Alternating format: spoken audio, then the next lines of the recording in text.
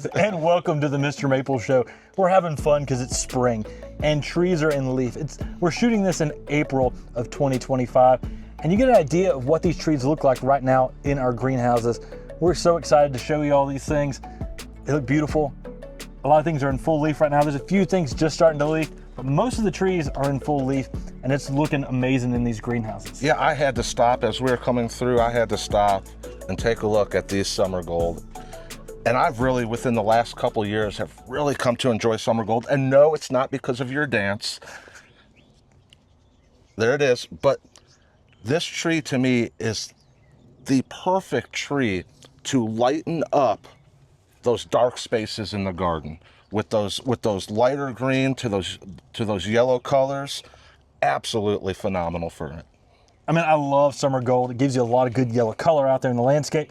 It rocks it out there. We always try to make summer gold available on Mr. Maple. If you don't know anything about us, I'm Tim, that's Sean.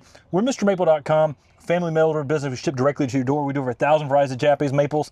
Summer gold's one of those varieties that I love. I say pair everything with summer gold because it gives you that yellow color out there in the landscape. 6 to 8 foot in 10 years, and the more sunlight peaks up the yellow colors on this tree. And that's what I like. You talk about that sunlight. I found at my own house that this is a tree that can handle that sun better, especially it being that yellow and that lighter color. Sometimes you stick that in the sun and it just burns and burns and burns.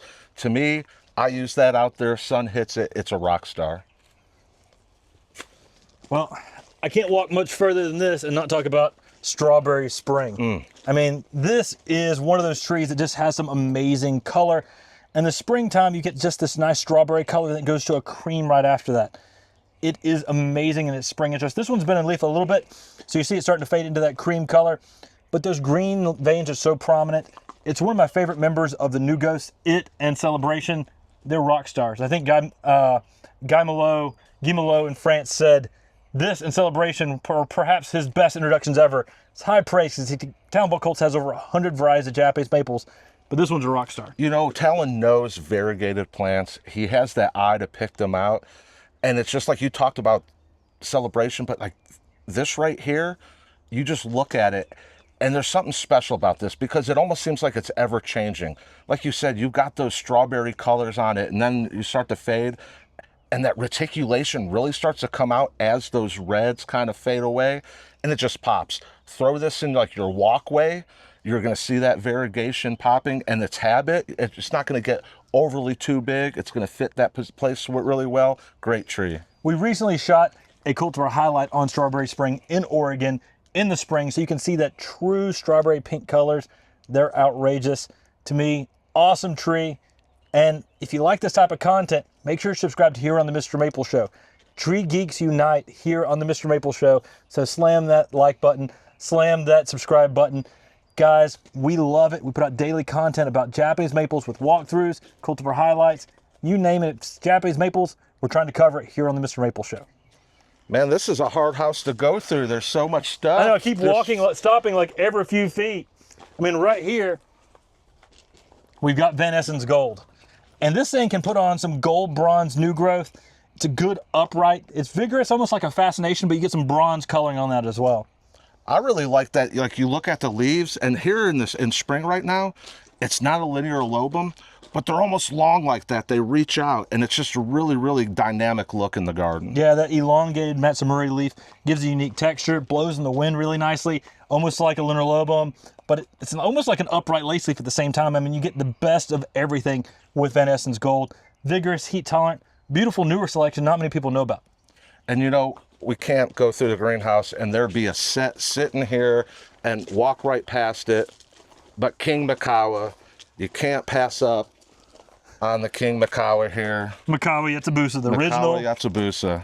That is the OG Macawa Yatsubusa, tightly layering, chartreuse green. I mean, it's so beautiful. And you know, here in spring, you don't really think about it, but you almost get that double layered look with those lighter, newer growth over those darker leaves. Just killer. And like, I tell you what, in the landscape, a lot of people, you know, talk about bonsai. I want bonsai. This right here, get you a cool pot, put this in there, put it off in your landscape. And when people come by, they're gonna be like, oh, you've got a bonsai. In reality, it's not a true bonsai, but the look and the aesthetic of it, absolutely perfect. I mean, I love the fact that it can get these arms out there and look like a little creature out there in the landscape. The Thailander habit almost looks like fur. Something unique and different is about a Macawa Yetabusa that just draws you in. There's just something awesome about it, and it's hard to describe what that is, but everybody loves it. Absolutely. And when they see it, they just say, I want that, I want more. And often people who have one Macawa Yetabusa have 2 or 3 because they enjoy it so much. And what's cool is there's so many variants. You can get the Macawa, and you've got so many others that you could choose from as well. Yeah, all the ceiling variations on them are quite fun. What else do we have?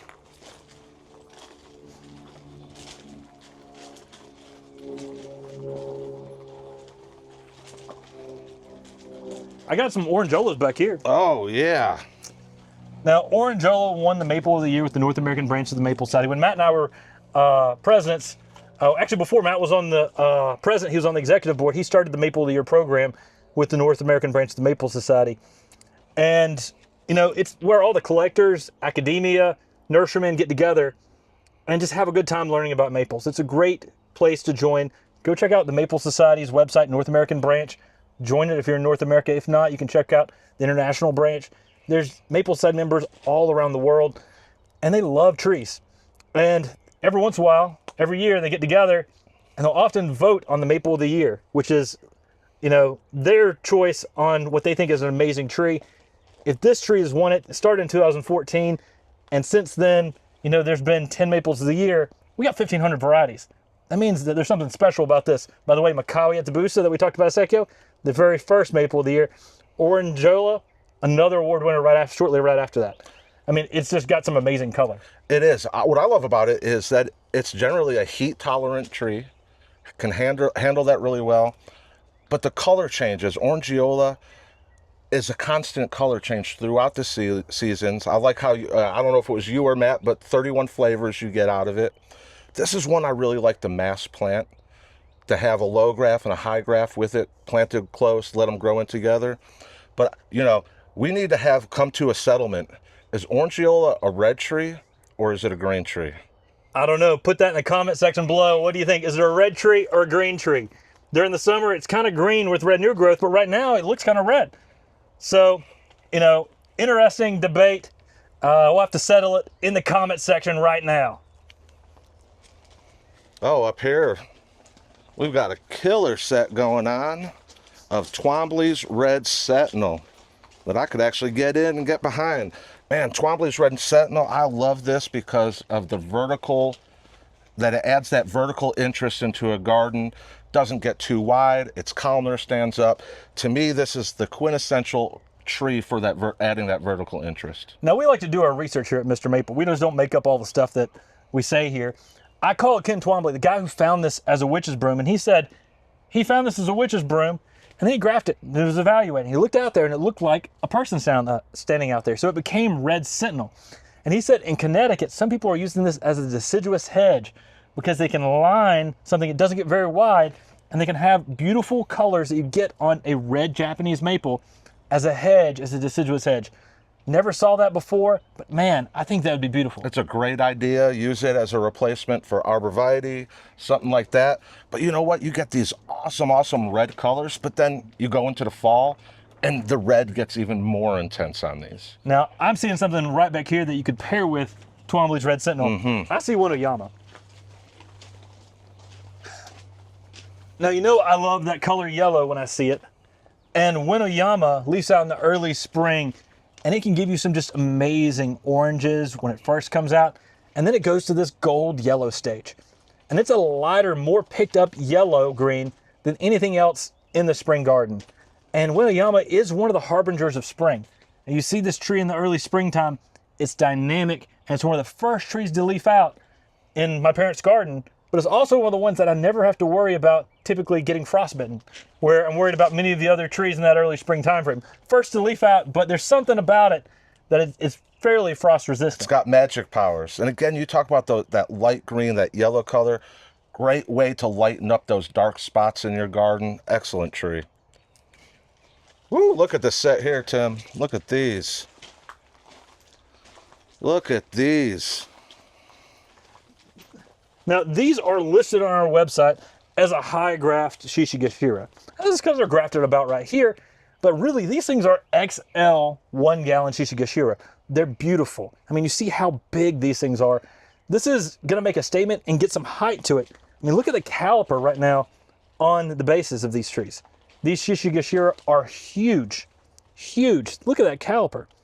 And this thing is ready, if you were putting this in a pot, to be potted up to like a 3 or 5 gallon. It really is. It's got some killer size on a classic Japanese maple. So this is the one that really sent me down the rabbit hole, because the first time I saw one of these, I was like, and I know a lot of people say it, so it's a common theme with this tree.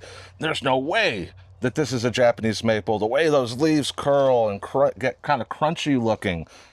But this tree, I tell you, my own landscape, what I love about this, I talk about it. See, I could be guilty of being a lazy gardener, wanting stuff to grow easily. Now you're talking about a tree, sun or shade, clay or potting soil. This is one that is going to be a beast in your garden, whether it's in a great pot, container gardening, or in the landscape. This is one you know you're going to be successful with. I like it because it's durable. It's beautiful. It's got a good texture with that crumpled leaf. And the color is a different shade of green than many other Japanese maples. Yeah, we may get a little bit of light green on the new growth, but down here, you get a rich dark green. That rich dark green really stands out in the landscape, especially with that unique texture of that crinkled leaf.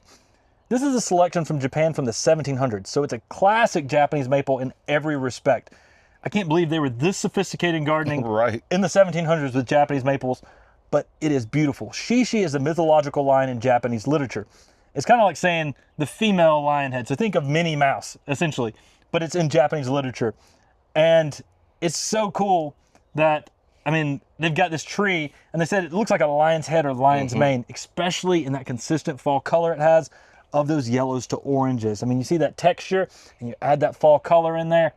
Man, it is a beautiful sight to see. I like how you bring up those dark greens, because it truly is. It's not just a green, it's a type of dark green that is like no other dark green.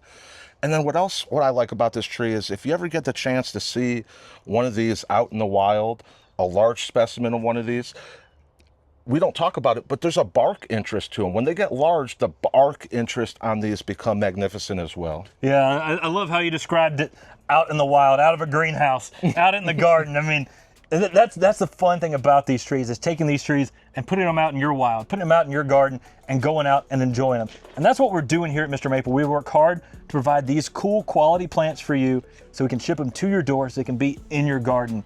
We really appreciate it if you like this type of content, if you supported us by shopping with us on MrMaple.com. And if you like this type of content, be sure to share, subscribe, and hit that like button. We really appreciate you walking through this. This is fun for us. We get a kick out of being able to go through and see all these plants. But if you like that, like I said, like, subscribe, and share. Take care. God bless. And have a great day.